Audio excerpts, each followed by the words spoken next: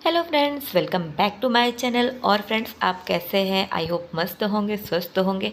मैं भी एकदम ठीक हूँ। तो अभी बज रहे हैं दोपहर के 12, साढ़े 12 बज रहे हैं। लेकिन मौसम ना बहुत ही अच्छा हुआ था। बारिश तो नहीं हो रही थी, बट हल्का सा रिमझिम सा लगा था। तो हम माँ बेटे दोनों मस्ती कर रहे थे बालकनी में आके, और साथ में दिव्यांश का इंतज़ार कर रहे थे। तो यहाँ पे दिव्यांश आ गया है घर, और उसके पापा उसे लेने गए थे, तो वो लेके आ रहे हैं। और साथ में दिव्यांश की फ्रेंड है। तो शायद हस्बैंड ना सासू माँ को वीडियो कॉलिंग किए थे और वहाँ से पार्थ को दिखा रहे थे।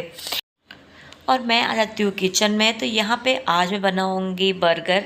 तो बर्गर बनाने के लिए सबसे पहले बनाएंगे उसकी चटनी। तो यहाँ पे मैंने ले लिया मायोनेज़, और साथ में लूँगी टमाटो केचप।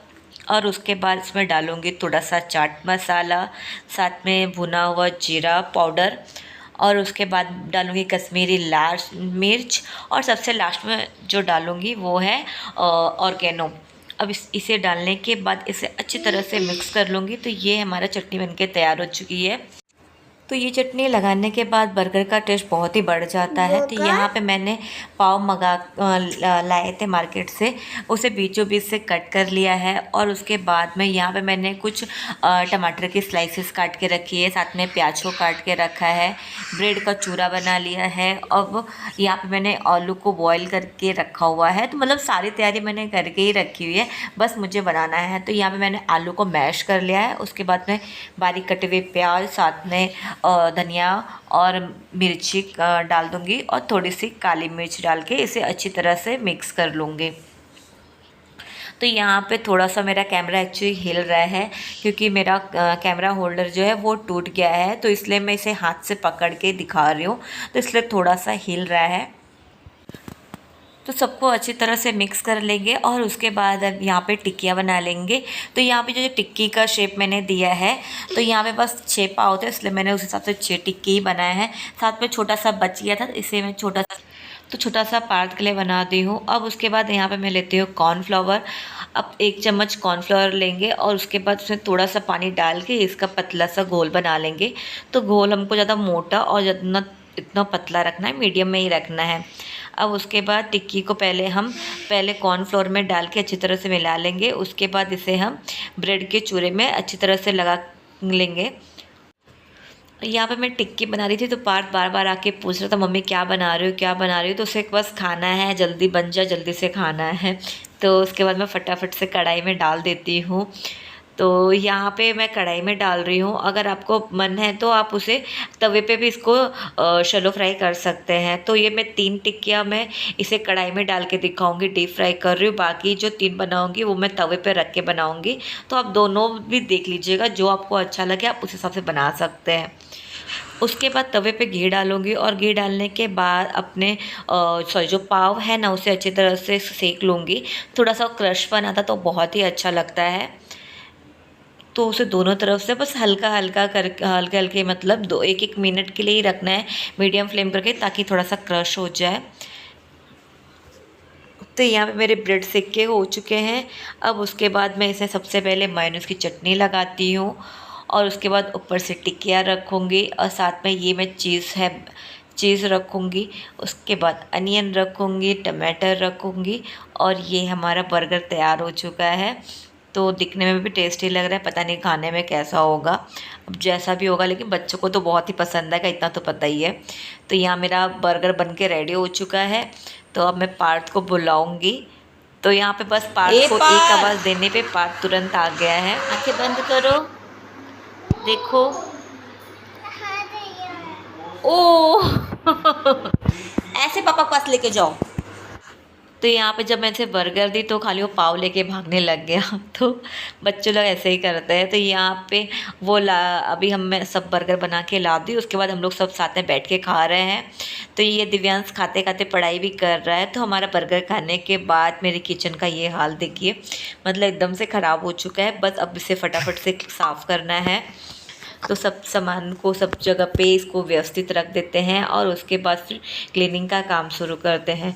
तो ये जो ब्रेड का चूरा था वो ज़्यादा बच गया था, तो उससे मैं एक बर्तन में करके रख दूँगी। और उसके बाद में फिर सबसे पहले किचन को साफ़ कर दूँगी और उसके बाद का जो काम होगा उसे बाद में करूँगी, क्योंकि जब किचन साफ़ रहेगा तो थोड़ा-सा अच्छा लगता है अपने को भी। नहीं तो कभी-कभी ऐसा होता है कि जिस दिन हमारा किचन गंदा रहता है उस दिन कोई ना कोई मेहमान आ जाते हैं, या फिर घर गंदा होता है तो पक्का कोई ना कोई आ ही जाता है। तो इसीलिए लगता है ना कि ये सब काम करने के बाद ही उसके बाद आराम करो। तो मेरा भी किचन साफ़ करके हो गया है। अब मैं उसके बाद फटाफट से बर्तन साफ़ कर लेती हूँ। तो यहाँ पे हम लोग का खाना भी खा के हो चुका था, नाश्ता खाना दोनों करके हो चुका था। तो बस अब किचन क्लीन कर दूँगी और उसके बाद मेरा ये किचन वाला काम ख़त्म हो जाएगा। तो हम लोग खाना नाश्ता करने के बाद हस्बैंड चले गए थे सब्ज़ी लेने, तो अभी वो सब्ज़ी लेके आ गए हैं। तो यहाँ पर मैं सोची कि सब्जियों को थोड़ा सा साफ़ करके रख देती हूँ, क्योंकि ना थोड़ा बारिश उतनी नहीं हो रही है पर हल्की फुल्की बारिश हो रही है। तो मुझे ऐसा लगता है कि फ्रिज में अब जो भी रखना तो उसे अच्छे से धुल के रखो, धुल के उसके बाद जब सूख जाए उसके बाद इसे पैक करके रखो, नहीं तो फिर ना वो सब्ज़ी ना अजीब से स्मेल भी आने लगती है और फिर ना एक हेडेक रहता है। और वैसे अगर आप धुल के रखेंगे तो आप ना फट से मतलब कुछ भी बनाना है तो आप फटाफट से निकाल के उसे यूज़ कर सकते हैं। तो इसलिए अक्सर मैं बारिश के टाइम पे तो अक्सर यही करती हूँ कि मतलब धुल के उसे रख देती हूँ। तो यहाँ पे मैं ये हस्बैंड ने करेमुआ भी लेके आए थे, बट इसे पूरा नहीं धुलूँगी, बस इसमें 2-3 गुंडी में धुलूँगी, जिसको मैं आज शाम को सब्ज़ी बनाऊँगी। बाकी सबको ऐसे ही रख दूँगी। तो यहाँ पे हस्बैंड को बोला था कि सब्ज़ी लाने के लिए, तो हस्बैंड ने इतनी सारी सब्ज़ी ला दी, तो मुझे लग रहा है कि फिर से 1 हफ़्ता काम निकल ही जाएगा इतनी सब्ज़ी में।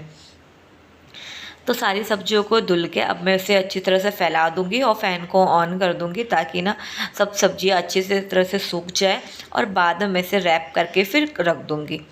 तो यहाँ पे जो मैंने थोड़े से सब्जी को मैंने धुल दिए थे, करेमुआ की सब्जी को, और जो बच गए हैं उससे मैं उसकी रस्सी खोल के और थोड़ा सा एक बार चेक कर लूँगी कहीं अंदर कोई पत्ती ख़राब ना हो या फिर घास फूस ना हो, कीड़े वीड़े ना हो।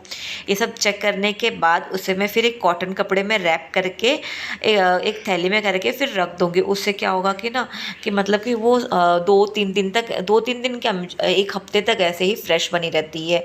तो ये ट्रिक मैंने अपने सासू माँ से सीखा था कि कोई भी हरी पत्तेदार जब सब्जी आप लाते हैं तो उसे कॉटन कपड़े में जब बांध के रख देंगे ना, तो आपकी सब्जी हफ्ते भर वो फ्रेश ही बनी रहती है। तो ठीक उसी तरह मैंने धनिया को भी वैसे ही रैप करके रख दिया है। और यहाँ पे मेरा किचन का काम ख़त्म हो गया। तो अब मैं बेडरूम में जाती हूँ। तो आज मैं बेडशीट सब वगैरह धुलने के लिए निकाल दी थी, तो यहाँ पे मैं बेडशीट चेंज कर दी हूँ। तो सबसे पहले पिल्लो को मैं पिल्लो लगा देती हूँ, और अभी दिव्यांश और पार्थ दोनों पापा के साथ गए हैं नीचे, तब तक मैं सोची अपना बेडरूम सही से कर देती हूँ। नहीं तो फिर अगर पार्थ रहेगा तो मैं जब चादर बिछाती हूँ तो वो वहाँ से खींचता है, यहाँ से खींचता है। तो इसीलिए मैं उसके जाने के बाद ही भी ये बिस्तर बिछाने का काम करती हूँ। नहीं तो जो चादर बिछाने में मुझे 10 मिनट लगते हैं, वही पार्थ रहने में मुझे वो आधे घंटे लग जाते हैं। मतलब मैं यहाँ से करूँगी फिर वो वहाँ से खींचेगा, उसके बाद मतलब कि चादर अच्छे से ना सेट नहीं हो पाता है। और एक बार इसे अच्छी तरह से सेट कर देंगे ना तो आराम से पूरा दिन बच्चे कितना भी मस्ती करें तो भी चादर मतलब ख़राब नहीं होता है।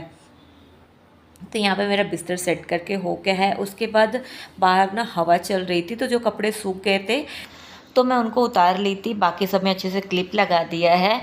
तो सोचा कि लगे हाँ तो उसे उतारा है तो उसे फ़ोल्ड भी कर देती हूँ, वरना फिर एक बार उसे रख दो ना फिर भूल जाता है।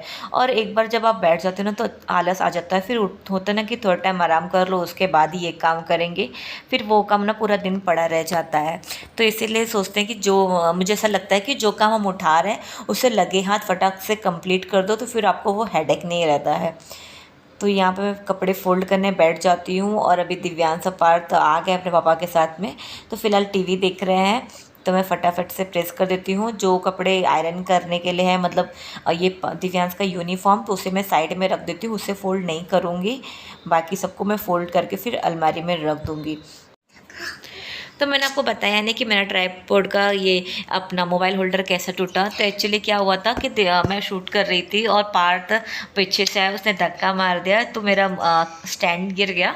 तो उसका जो मोबाइल होल्डर था ना वो टूट गया है। तो उससे ना मुझे काफ़ी मुश्किल हो रहा है, मतलब कि ये शूट करना ना बहुत ही डिफ़िकल्ट हो रहा है, नहीं हो पा रहा है अच्छे से, बट कैसे भी ऐसे तैसे मैनेज कर रही हूँ। तो अभी फ़िलहाल बुक कर दिया है, जब तक मेरा कैमरा मोबाइल होल्डर आता है तब तक थोड़ा सा मुझे दिक्कत होगी। तो फ़िलहाल इसी पे मैं अपना वीडियो यहीं पे करती हूँ इन। तो आप सबको मेरा आज का व्लॉग कैसा लगा? अगर अच्छा लगा है तो लाइक करें, और न्यू है तो मेरे चैनल को सब्सक्राइब ज़रूर करें। और हाँ, कमेंट करके अपनी राय ज़रूर दें कि आपको मेरा वीडियो कैसा लगा। तो मिलते हैं नेक्स्ट वीडियो में, तब तक के लिए बाय।